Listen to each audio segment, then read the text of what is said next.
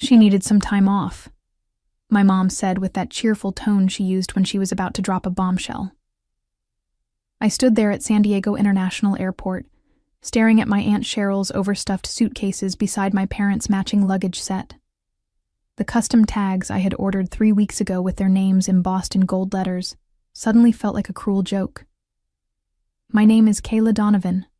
I'm 34 years old, and I work as a software consultant here in San Diego. I had spent the last 4 months planning what I thought would be the perfect surprise for my parents, a fully paid 7-day luxury vacation to Australia. It was my way of saying thank you for 20 years of unwavering support through my career struggles, my messy divorce, and every triumph along the way. They deserved something extraordinary, but standing there in the departure terminal, watching Cheryl adjust her oversized sunglasses while complaining about the airport coffee prices, I felt something cold settle in my stomach. This wasn't how I had imagined this moment. I had pictured my parents' faces lighting up as I handed them their boarding passes, not this awkward family reunion that nobody had consulted me about. "I thought this trip was for you two," I said, barely managing to keep my voice steady. The boarding announcement for their flight echoed overhead, and other passengers were already lining up. Dad shifted uncomfortably, avoiding my eyes. "We thought you wouldn't mind, sweetheart. Besides, Cheryl's had a really rough year with the job market and everything." Cheryl jumped in before I could respond. "I've been so stressed, Kayla. You know how hard it is for someone my age to find work. Your parents are just being thoughtful." She said this while examining her freshly manicured nails, which somehow didn't match the image of someone who couldn't afford basic necessities. I looked at the travel packets in my hands, meticulously organized itineraries that I had crafted with the help of 3 different travel agents. Business class seats that I had specifically upgraded for my parents' comfort. Private tours of the Sydney Opera House and the Blue Mountains that were booked under my name and required my identification. The scenic helicopter ride over the 12 Apostles that I had splurged on because Dad had mentioned wanting to see them from above. None of them knew about the careful planning, the personal touches, or the fact that everything was tied to my name and credit card for verification purposes. They saw it as just another vacation, easily transferable to whoever needed it most. The boarding announcement came again, more urgent this time, and I realized this moment would define everything that came next. Growing up, my parents Gregory and Linda Donovan had been the foundation of everything good in my life. They were both retired educators who had spent their careers shaping young minds in San Diego's public school system. Dad taught high school mathematics for 32 years, while Mom dedicated herself to elementary education, specializing in helping struggling readers find their confidence. They approached parenting the same way they approached teaching, with patience, wisdom, and an unwavering belief that everyone deserved support. Throughout my 20s, when I was bouncing between entry-level tech jobs and trying to establish myself as an independent consultant, they never once made me feel like a burden. When I moved back home for 8 months after my divorce, they welcomed me with open arms and helped me rebuild my confidence. They celebrated every small victory in my career and offered guidance during the inevitable setbacks that come with entrepreneurial life. But there had always been one complicating factor in our family dynamic: Cheryl Lambert, my mother's younger sister. At 61, Cheryl had perfected the art of playing the victim while avoiding any real responsibility for her circumstances. She had been between jobs for the better part of 3 years, living off a combination of unemployment benefits, family loans, and what she called temporary financial assistance from anyone willing to provide it. The pattern was always the same. Cheryl would appear at family gatherings with elaborate stories about promising job interviews that mysteriously fell through, or demanding employers who didn't appreciate her unique skill set. She had a master's degree in communications, but claimed the industry had changed too much for someone with her experience. She applied for positions sporadically, usually ones that were either far below or far above her qualifications, then complained when nothing materialized. What frustrated me most was how my parents enabled her behavior. They saw her struggles through the lens of their teaching experience, always believing that with enough support and encouragement, anyone could turn their situation around. They didn't see what I saw. The designer handbags she somehow afforded. The expensive salon treatments she prioritized over job interviews. The way she conveniently had family emergencies whenever temporary work became available. Mom had mentioned Cheryl's latest crisis during our last phone conversation 2 weeks ago. Something about her landlord raising the rent and how stressed she was about making ends meet. I had listened sympathetically, while privately noting that Cheryl's rent problems seemed to coincide perfectly with her decision to take a long weekend in Las Vegas the month before. Still, I had never imagined that my parents would make such a significant decision without consulting me. The Australia trip wasn't just a vacation. It was my expression of gratitude for everything they had given me. I had wanted to share that experience with them, to see their faces when they experienced the Sydney Harbour Bridge at sunset, or watched kangaroos in their natural habitat. Now, as I watched Cheryl check her reflection in her phone camera, I realized that my parents viewed this gift very differently than I did. The boarding process began, and I handed over the travel documents with a smile that felt like it might crack my face. The tickets were printed with my parents' names, along with the confirmation numbers for everything I had arranged. As they headed toward security, I noticed Cheryl struggling with her oversized carry-on bag, complaining loudly about airline restrictions. "Have an amazing time," I called after them, and I genuinely meant it for my parents. They deserved this trip, even if it wasn't unfolding the way I had envisioned. But as I walked back to my car, something shifted inside me. The initial shock was giving way to a different emotion.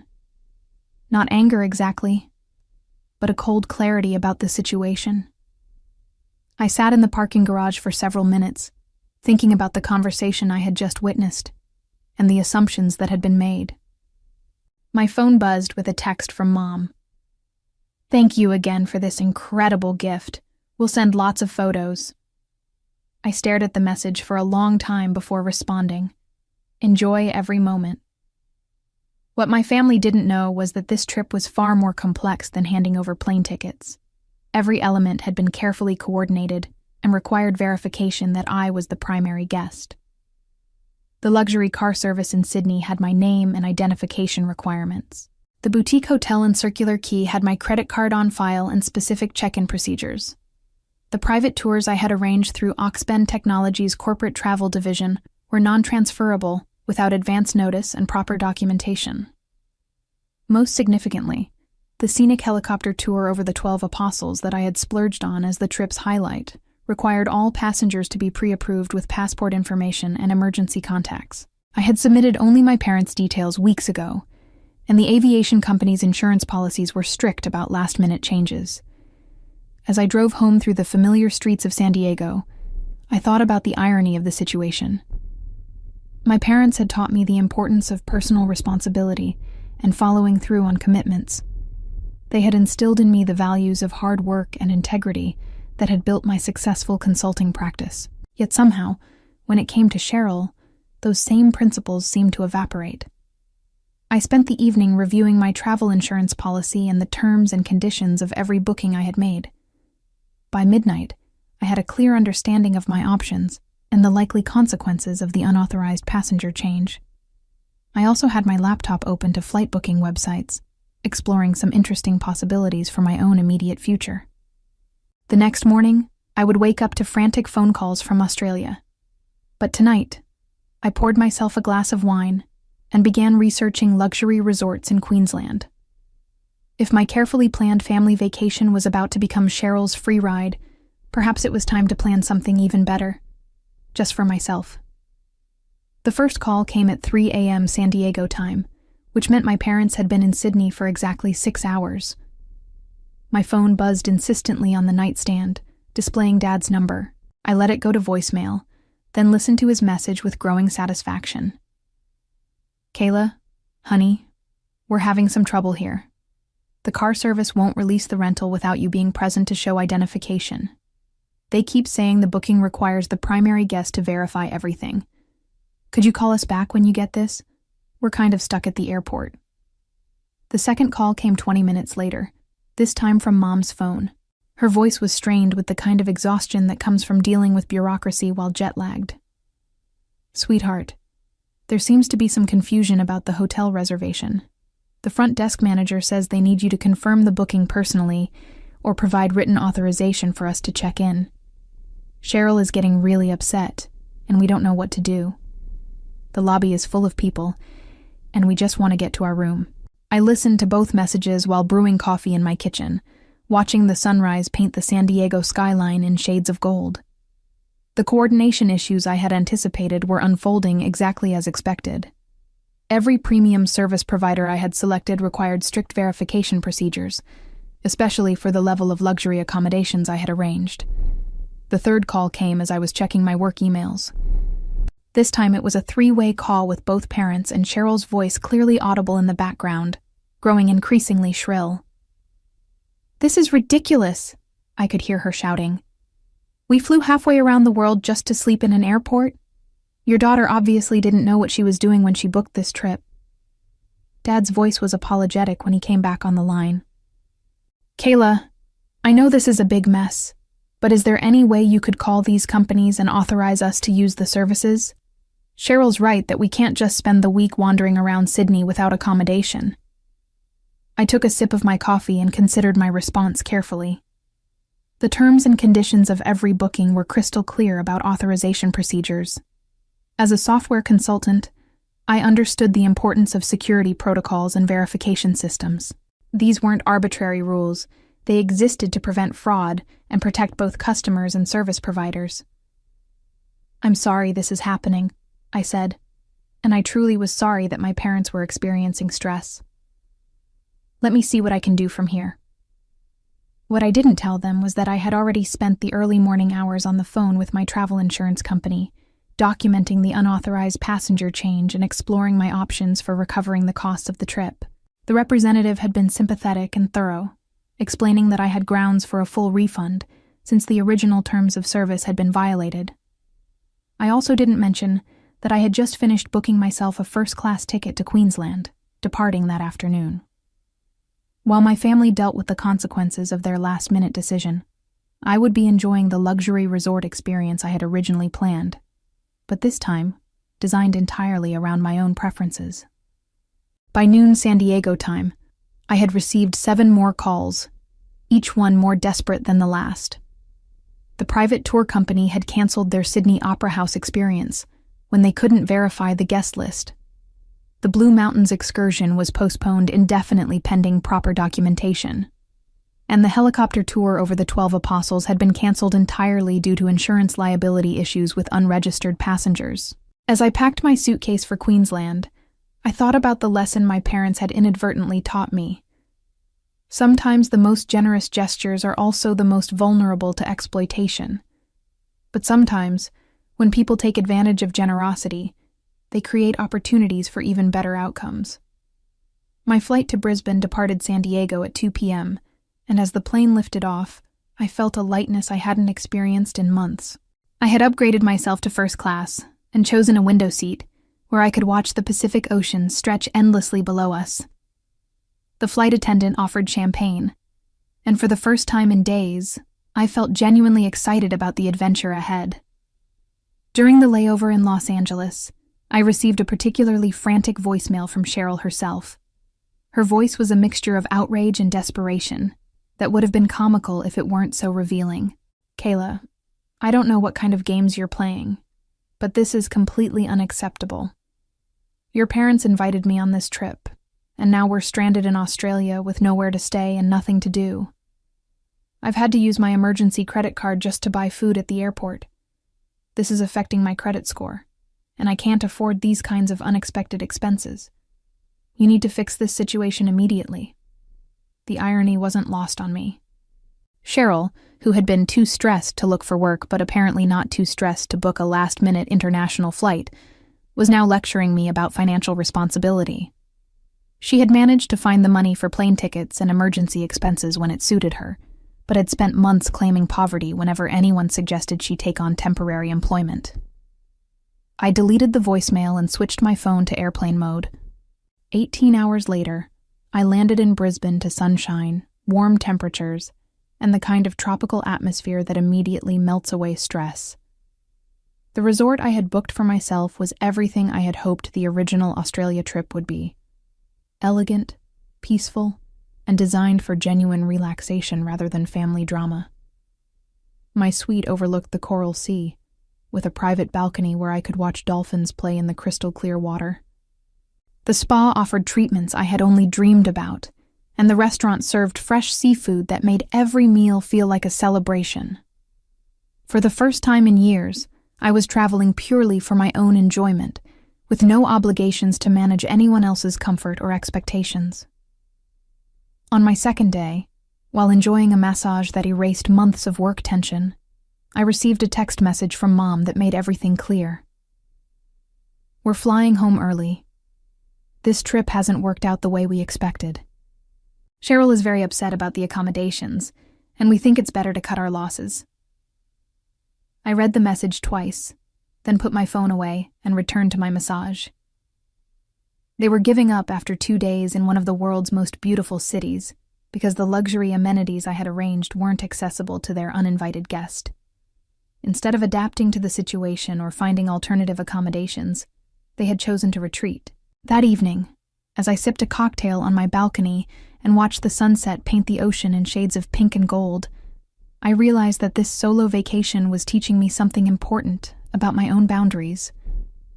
For years, I had prioritized other people's comfort over my own needs, making sacrifices and accommodations that were rarely acknowledged or appreciated.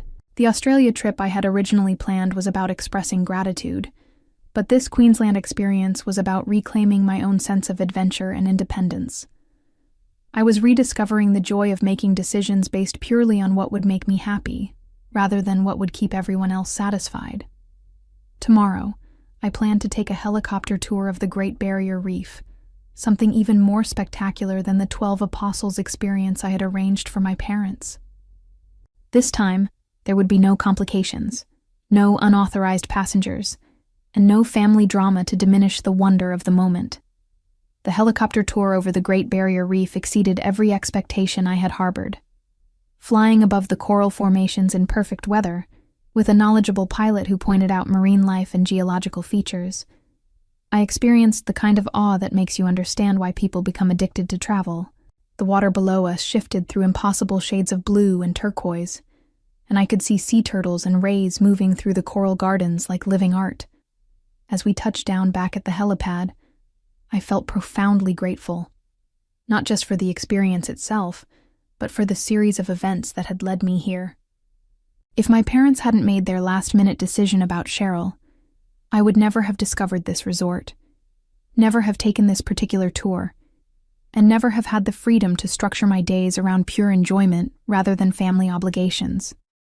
That afternoon, I posted my first Instagram photo from the trip, a shot of my feet on the private balcony, with the Coral Sea stretching to the horizon and a tropical cocktail in the foreground. The caption read, "Sometimes the best adventures are the ones you take alone. Learning to prioritize my own happiness has been the most valuable lesson of the year." Within hours, the photo had received dozens of likes and comments from friends and colleagues who had been following my career journey. Several people mentioned how refreshed and happy I looked, which made me realize that the stress of managing everyone else's expectations had been more visible than I thought. My phone showed several missed calls from my parents' numbers, but I wasn't ready to engage with the aftermath of their decision. Instead, I spent the evening at the resort's wellness center, participating in a sunset yoga session that left me feeling more centered than I had in months. The next morning brought a series of text messages that revealed the full scope of the Sydney disaster. Mom's messages were apologetic and confused. "We never realized how complicated the bookings were. Cheryl thinks you planned this to embarrass her, but I know that's not true. We should have discussed the change with you first." Dad's message was more direct. "We made a mistake, and I'm sorry. Cheryl's upset about the money she spent on the flight, but that's not your responsibility. We hope you can forgive us for not thinking this through." But it was Cheryl's message that revealed her true character. "I know you did this on purpose to make me look bad. You're just like your mother's family, always looking down on people who are going through hard times. When I get home, I'm going to make sure everyone knows how selfish and vindictive you really are." I read her message twice, then blocked her number.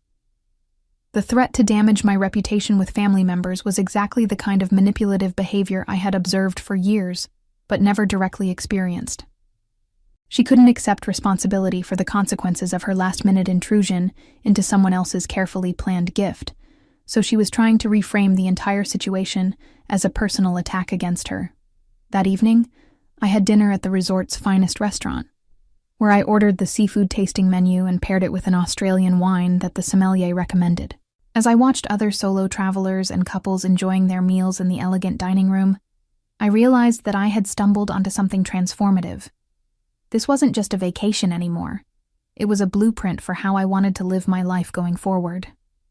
The resort experience had shown me the value of investing in experiences that genuinely brought me joy, rather than constantly sacrificing my own preferences to accommodate other people's needs or expectations. Tomorrow would be my last full day in Queensland, and I was already planning my next solo adventure. On my final day in Queensland, I decided to document the full scope of my solo Australian adventure. I spent the morning taking photos at every beautiful location within the resort. The infinity pool that seemed to merge with the ocean, the tropical gardens where rainbow lorikeets posed obligingly for pictures, and the spa pavilion where I had discovered the restorative power of genuine self-care. Each photo told a story of independence and joy that contrasted sharply with the chaos my family was experiencing in Sydney. I wasn't being vindictive. I was simply sharing my authentic experience of what a well-planned Australian vacation could actually look like. The piece de resistance was a photo from my helicopter tour over the Great Barrier Reef, showing the vast expanse of coral formations and impossibly blue water stretching to the horizon. I had asked the pilot to take the shot, and it captured both the helicopter's interior and the breathtaking landscape below. It was the kind of once-in-a-lifetime experience that people dream about, but rarely achieve. I crafted the Instagram post carefully, choosing words that expressed gratitude and personal growth rather than criticism of anyone else. The final caption read, "Sometimes the universe redirects your plans towards something even better. This solo adventure to Queensland has taught me the importance of designing experiences around your own values and priorities." The Great Barrier Reef helicopter tour was absolutely magical. Every bit as spectacular as I dreamed it would be. Grateful for the reminder that the best company you can keep is sometimes your own. Within minutes, the post had received more engagement than anything I had ever shared.